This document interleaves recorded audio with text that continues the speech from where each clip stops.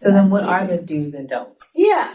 So I have some don'ts and some do's. Okay. I don't know why I reversed it. Don'ts and some do's. Okay, we're going to start off with don't. Let's do it. And like this will kind of touch on, I mean, not too much, but it kind of touches on the authenticity part because again, the intrusive thoughts are outside your character. And so if you lean on that authentic self to realize what is outside of your character, and so knowing that like, okay, this is just an intrusive thought, like that's not even a core part of like who I am. Yeah. And like you said, we can't really put anything past anyone. We're all capable of maybe a lot in extreme circumstances, but for the most part, our authentic self will keep us alive. So, okay. So some of the don'ts when it comes to intrusive thoughts. So we shouldn't like act or really engage with these thoughts. I think some people, it's so surprising and they're really sitting there trying to figure out like, okay, what's this thought? Like, what am I going to do this? Am I not? Like not having to overthink it and engage in it too much. I mentioned this before, but not thinking that something is wrong with you. Because hopefully we normalize this enough for you to know that, yes, intrusive thoughts are normal. And so nothing is wrong with you. Yeah. This one's sometimes difficult. Because even for me, sometimes I'm like, well, is there like a deeper meaning to it? But it's probably more on the don'ts list because then it's going to lead to that over-analyzing. And so don't feel you have to attach some meaning to it, right? Where it's like, well, is this my core self? Like, am I capable of this?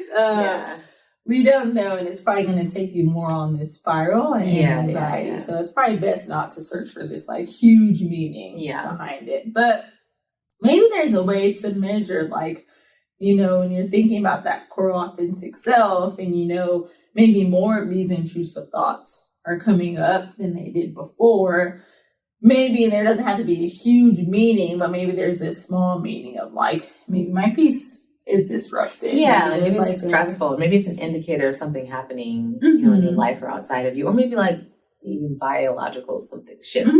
Yeah, definitely. I think that would be important, even what we were discussing, the postpartum period, because I think like it could just be the intrusive thoughts in that postpartum period. But I think for a lot of moms, they have to be more in tune also to some of those thoughts and to catch it if like it's more than just the thoughts in like actually postpartum depression. And I think that's just really not discussed enough in our society. So things like that, it'd be important to maybe assess some of the meaning behind it, but it doesn't have to be this huge meaning.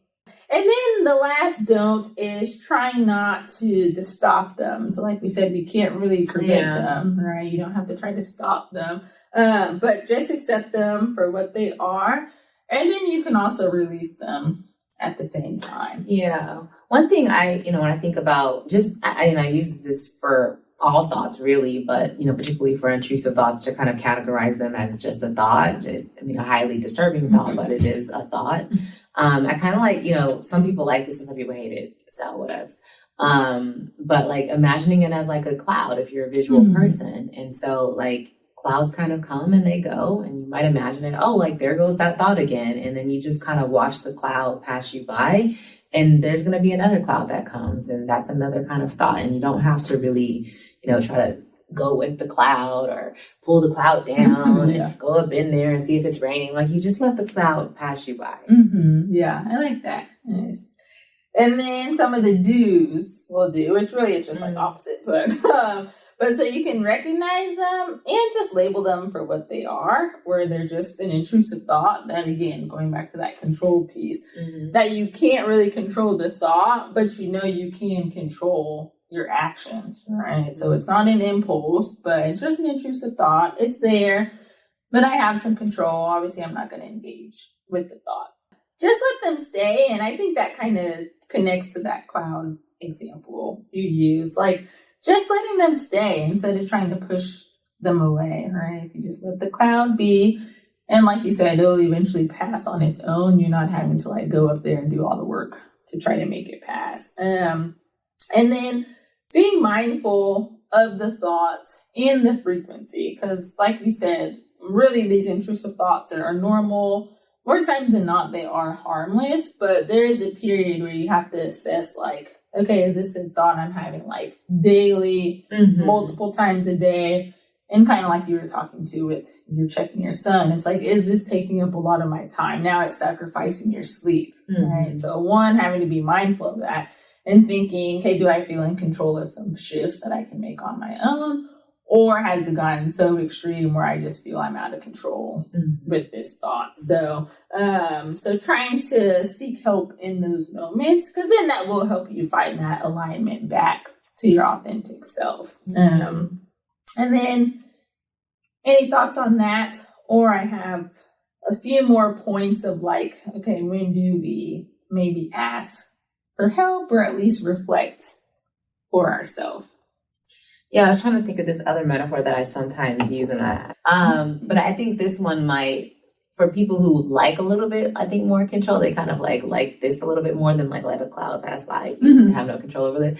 But in some ways, I kind of think of, us or our minds or parts of our mind as, what do you call that? Like a waste, like waste management or something. And so like you have so many different pieces of trash or garbage that kind of go through waste management, and some things are compost and some things are just trash or whatever.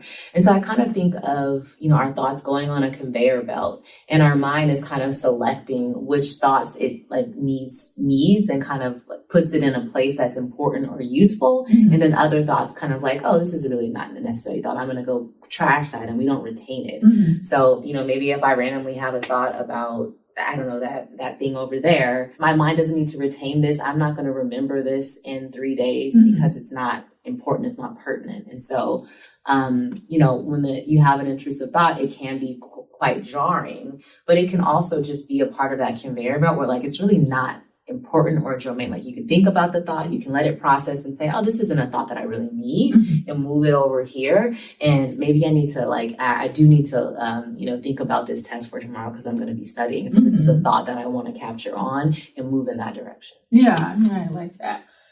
Kind of reminds me of, I'll sometimes use the pasta strainer. Is a real word for it, I think,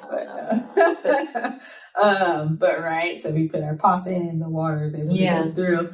I tell people like use that as a way to filter in thoughts. I'm like, you can keep the substance and the good stuff, and everything else can kind of drain out. So that's a good one. Yeah, I like those.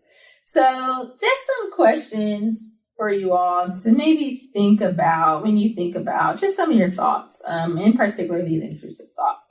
So do your thoughts get in the way of maybe your social life, work, maybe family responsibilities? Reflecting on that and thinking, maybe if it does, then okay, maybe it is time I'm a little more mindful, and maybe seek out some help or assistance if needed. How many times a day do you have intrusive thoughts? Do you do things to relieve the anxiety around your thoughts? Again, do your thoughts take up a lot of your time during the day? This is an important one too. We probably should have discussed this more with the psychology, but do you use substances such as alcohol or other drugs? Because if the answer is yes, okay, that can be fine. However, how is that maybe increasing some of your intrusive thoughts? So sometimes that plays a huge role also. So being mindful, reflecting on those. But ultimately, when we ask that question of are intrusive thoughts normal? Yes, they are. But it's up to you to really authentically align with like what's normal for you and what's like, okay, this is becoming really extreme and overwhelming for me now. So thanks for tapping in to All Things Authentic. Make sure you subscribe to the channel. For full episodes, find All Things Authentic on your favorite podcast listening platform.